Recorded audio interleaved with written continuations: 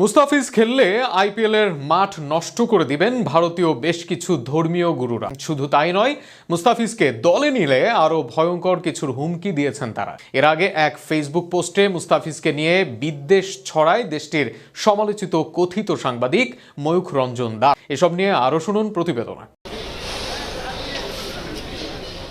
সংযুক্ত আরব আমিরাতে আইএল টি-20-র পারফরম্যান্সে নতুন করে প্রশংসায় ভাসছেন মোস্তাফিজুর রহমান। বিপিএল খেলতে দেশে ফেরা পেসারকে নিয়ে আলোচনা তুঙ্গে। সিলেটে রংপুর রাইডার্স স্কোয়াডের মধ্যমণি যেন তিনিই। আইপিএলে বাংলাদেশের সর্বোচ্চ মূল্যের রেকর্ড গড়া ক্রিকেটারও আছেন ফুরফুরে মেজাজে। 9 কোটি 20 লাখ রুপিতে তাকে দলে ভিড়িয়েছে কলকাতা নাইট রাইডার্স। যদিও শাহরুখ খানের দলে টাইগার পেসারের যোগ দেওয়ার বিষয়টি ভালোভাবে নিচ্ছে না বেশ কিছু ভারতীয়। টি-20 বিশ্বকাপের পরপরই আইপিএল। 22 মার্চ পর্দা উঠবে ইন্ডিয়ান প্রিমিয়ার লিগের। শেষ হবে 3 জুন, যে আসরের জন্য মিনি অকশন থেকে ফিজকে কিনেছে কলকাতা ফ্র্যাঞ্চাইজি। স্কোয়াড দেখে ধারণা করা যায় নাইট রাইডার্সে বেশ গুরুত্ব পাবেন কাটার মাস্টার। কিন্তু ক্রিকেট সংশ্লিষ্টরা সেটা ভালোভাবে বুঝলেও ঠিক যেন বোধগম্য হচ্ছে না কিছু উগ্রপন্থীর। ভারতের মধ্যপ্রদেশের কয়েকজন ধর্মীয় নেতা বাংলাদেশি ক্রিকেটারকে আইপিএলে খেলানোর বিরোধিতা করেছেন। এমনকি তাকে মাঠে নামালে ভাঙচুর চালানোর হুমকিও দেয়া হয়েছে। এছাড়া কলকাতা নাইট রাইডার্সকে বয়কটের ডাকও দিয়েছে তারা। আর এতে কিছুটা হলেও মুস্তাফিজের আইপিএলে অংশগ্রহণ নিয়ে তৈরি হয়েছে অনিশ্চয়তা।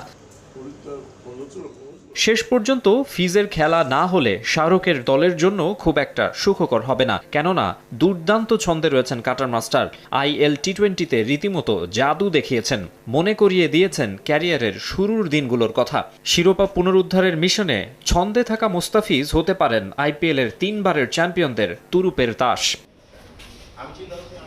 বর্তমান প্রেক্ষাপটে বাংলাদেশ ভারতের মধ্যে কিছুটা উত্তেজনা রয়েছে, তা আর বলার অপেক্ষা রাখে না। তবে রাজনৈতিক বা ধর্মীয় বিষয়গুলো খেলার মাঠে টেনে আনা মোটেও বিচক্ষণতার পরিচয় নয়। কিছু উগ্রপন্থী ছাড়া সবাই হয়তো সেটা বোঝেন।